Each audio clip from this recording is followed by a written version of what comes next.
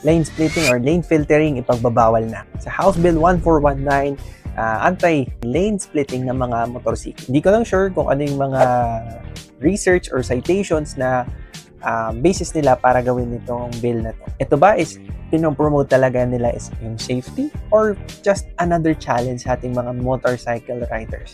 Sa ibang bansa nga tulad ng Amerika, California specifically, pwede nila silang mag-lane split provided na safely mo ginagawa to and within a certain miles per hour. So mabagal lang talaga.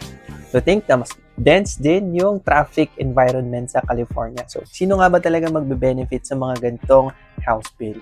Yung maraming motorcycle riders na yun na lang yung option kasi ineffective yung transportation natin sa Pilipinas. O yung mga big time ng mga senador, big time ng mga congressman na hindi naman nila naiintindihan kung gaano yung traffic. Kayo, agree ba kayo na ipasa itong House Bill 1419?